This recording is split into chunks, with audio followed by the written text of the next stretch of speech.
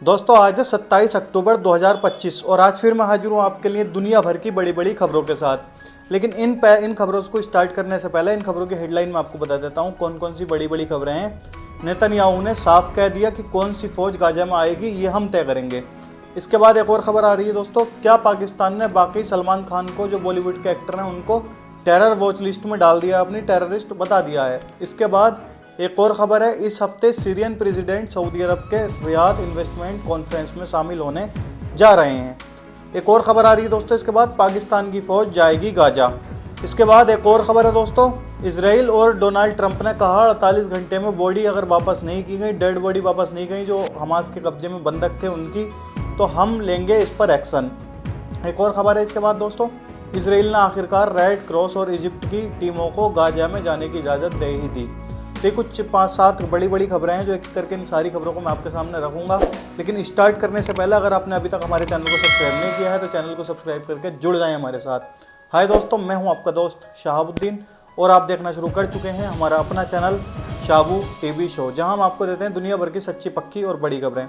चलिए पहली खबर पर हम बात करते हैं। क्या है पहली खबर दोस्तों? गाजा में जंग थम चुकी है, लेकिन अब एक नया सवाल खड़ा हो गया है, कौन संभालेगा गाजा की हिफाजत की जिम्मेदारी। और अब खुद इसराइल का पीएम जो नेतन्याहू, उसने साफ कह दिया है कि कौन सी फौज जो गाजा में आएगी ये हम तय करेंगे। जी हाँ दोस्तों, तुर्की को तो उन्होंने साफ साफ मना कर दिया। जो बेंजामिन नेतन्याहू है, तुर्की की फौज जाने के लिए रेडी थी, तो तुर्की की फौज को बेंजामिन नेतन्याहू ने मना कर दिया। क्यों? चलिए जानते हैं पूरी खबर के अंदर क्या मामला है, क्या खबर है, पूरी तफसील से मैं आपको एक और खबर बताता हूँ। दरअसल अमेरिका के राष्ट्रपति डोनाल्ड ट्रंप के 20 पॉइंट प्लान में गाजा में एक इंटरनेशनल फोर्स भेजने की बात कही गई थी ताकि वहां पर सुकून और अमन बहाल किया जा सके। लेकिन अमेरिका ने साफ कर दिया है कि उसकी फौज जो है वो नहीं जाएगी। अब अमेरिका बात कर रहा है इजिप्ट, इंडोनेशिया, कतर, यूएई, तुर्की और अजरबैजान से कि वो अपनी अपनी फौजें गजा के अंदर भेजें। मगर दूसरी तरफ नेतन्याहू ने दो टूक कहा है कि हमारी सिक्योरिटी पर हमारा ही कंट्रोल रहेगा, और उसने कहा है कि हम खुद तय करेंगे कि कौन सी फौज गजा के में जाएगी, कौन सी फौज गजा के लिए मंजूर होगी और कौन नहीं। मतलब साफ है, इसराइल किसी भी विदेशी फौज को गाजा में यूं ही नहीं आने देना चाहता। वो चाहता है कि हमारा ही कंट्रोल रहे, कोई और यहाँ पर ना आए। नेतन्याहू ने तो यहाँ तक कह दिया कि तुर्की की फौज को गाजा में जगह नहीं मिलेगी, क्योंकि तुर्की के राष्ट्रपति जो हैं एर्दोगान, उन्होंने इसराइल के खिलाफ कड़ी जुबानी में बयान दिए थे और गाजा पर हुए हमलों की निंदा की थी। अब देखना यह है, क्या अरब देशों की फौज गाजा में आएगी या इसराइल अपने ही सैनिकों से वहाँ की निगरानी रखेगा। गजा का आने वाला वक्त बहुत ही अहम होने वाला है, तो इसलिए मैं बोल रहा हूँ कि आप हमारे साथ जुड़ जाएं ताकि आगे जो भी बड़ी बड़ी खबरें आएंगी वो सबसे पहले आप सुन सकें हमारे चैनल के जरिए। तो चलिए दोस्तों, अब हम बात करते हैं आज की दूसरी बड़ी खबर पे। अगर आप यहाँ तक बने हुए तो वीडियो छोड़कर मत जाना, सारी की सारी इंपॉर्टेंट खबरें हैं आज की। और ये खबर है, पाकिस्तान ने क्या वाकई सलमान खान को टेरर वॉच लिस्ट में डाल दिया है, टेररिस्ट घोषित कर दिया है या नहीं, यह खबर अफवाह है। चलिए पूरी खबर मैं आपको बताता हूं। दोस्तों सोशल मीडिया पर यह खबर बहुत ज़्यादा तेज़ी से वायरल हो रही है, उड़ रही है कि पाकिस्तान ने सलमान खान का नाम अपनी टेरर लिस्ट में डाल दिया है, क्योंकि उन्होंने रियाद फोरम में बलूचिस्तान पर कुछ बयान दिए थे। लोग कह रहे हैं कि उनका नाम पाकिस्तान एंटी टेररिज्म एक्ट 1997 के तहत फोर्थ यानी चौथा शेड्यूल जो है उसमें डाल दिया गया है, जहां आतंकियों और बैंड ऑर्गेनाइजेशन जो है, बैन किए गए ऑर्गेनाइजेशन है, उनसे जुड़े लोगों की निगरानी होती है और उनको डाला हुआ है। उसी के अंदर सलमान खान को भी डाल दिया है।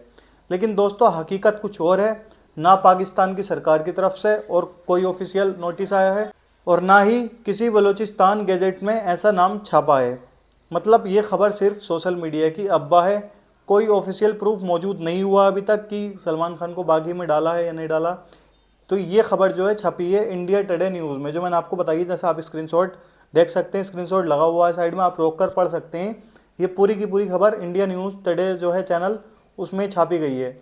दोस्तों ये अफवाह है। तो दोस्तों सलमान खान फिलहाल टेरर लिस्ट में नहीं बल्कि ट्रेंडिंग लिस्ट में है। झूठी खबरों से बचिए, सच्चाई जानिए और शेयर कीजिए ये वीडियो को, ताकि सारे लोगों को सच्चाई पता चल सके। तो दोस्तों आप क्या कहना चाहते हैं अपनी इस खबर को लेकर, अपनी राय कमेंट में जरूर रखना।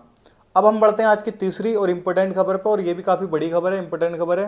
दोस्तों 14 साल की जंग और तन्हाई के बाद अब सीरिया की वापसी शुरू हो चुकी है।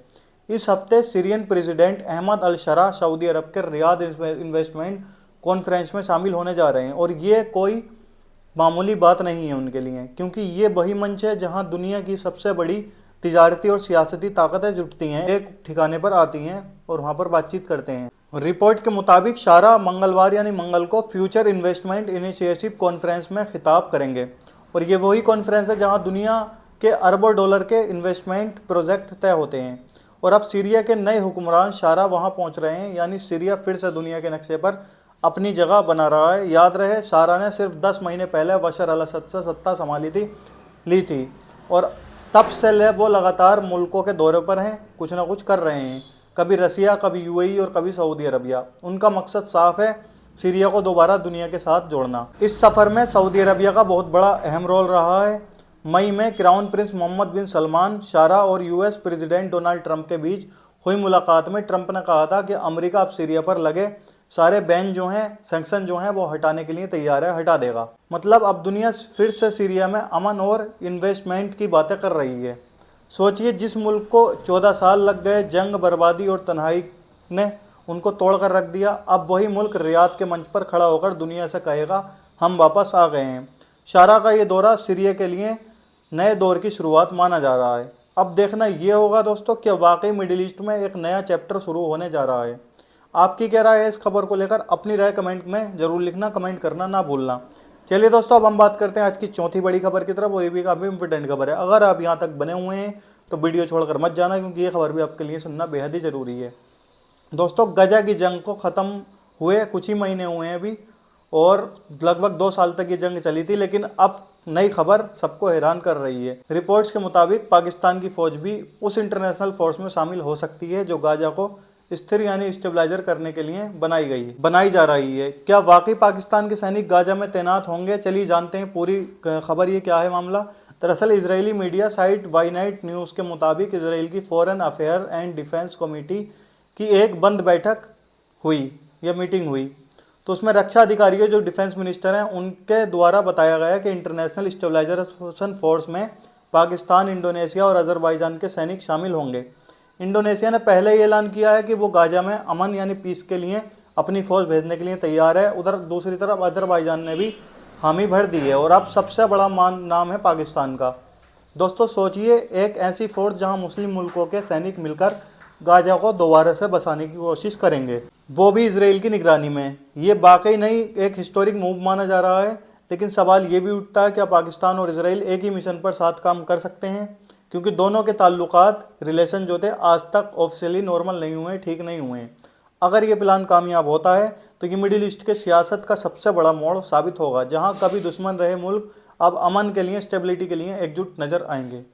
अब सबकी निगाहें इजराइल और पाकिस्तान पर हैं। क्या सच में पाकिस्तान की फौज गाजा की सरजमी पर कदम रखेगी?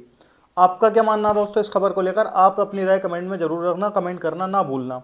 चलिए दोस्तों, अब हम बात करते हैं आज की 5वीं बड़ी खबर पर, और ये भी काफी इंपॉर्टेंट खबर है। तो इजराइल और हमास के बीच फिर से तनाव बढ़ गया है। इजराइल ने अब साफ कह दिया है, अगर हमास ने इजराइल बंधकों को यानी होस्टेज की लाशें वापस नहीं की तो इजराइल खुद एक्शन लेगा।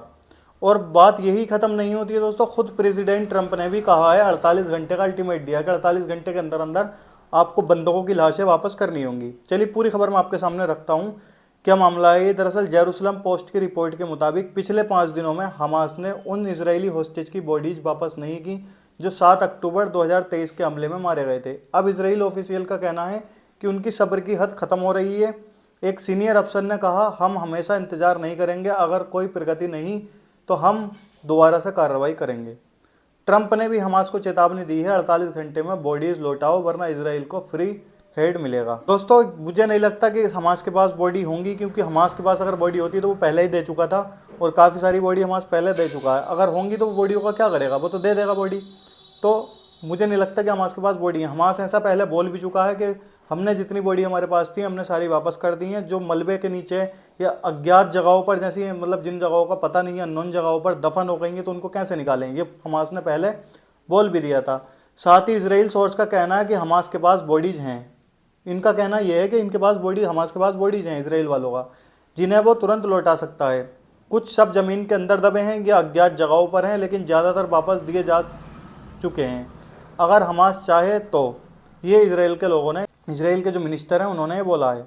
अब हालात नाजुक हो चुके गए हैं दोस्तों। इजराइल ने साफ कर दिया कि अगर बॉडीज नहीं लौटाई गई तो वो गाजा में फिर से मिलिट्री ऑपरेशन शुरू कर सकता है। हमास की तरफ से अभी तक कोई आधिकारिक जवाब नहीं आया है। वो पहले जो उन्होंने जवाब दिया था वही बोला था, लेकिन इसराइल ने क्लियर मैसेज दे दिया है हमारी पेशेंस की लिमिट ख़त्म हो चुकी है। अब देखना ये होगा क्या हमास बॉडीज लौटाएगा या एक बार फिर गाजा में ब्लास्ट और वार देखने को मिलेगा। दोस्तों आपकी क्या राय है इस खबर को लेकर, आप अपनी राय कमेंट में जरूर रखना। और ये अगर ऐसा कुछ होता है तो आने वाले दिनों में मैं आपको जरूर बताऊंगा। तभी मैं आपको बोल रहा हूँ कि आप हमारे साथ जुड़ जाएं, हमारे चैनल को सब्सक्राइब करके जुड़ जाएं, ताकि आपको न्यूज़ अपडेट मिलती रहे डेली। अब दोस्तों बढ़ते हैं आज की छठी खबर की तरफ, और ये भी काफ़ी इंपॉर्टेंट खबर है, इसको भी आप सुनकर जाना, छोड़ना नहीं है आपको। तो गाजा से एक अहम और इंसानी पहलू वाली खबर सामने आ रही है। इसराइल ने आखिरकार रेड क्रॉस और इजिप्ट की टीमों को गाजा में जाने की इजाज़त दे ही दी है। अब वहां बंधकों को यानी हॉस्टेज के शवों की तलाश शुरू हो चुकी है।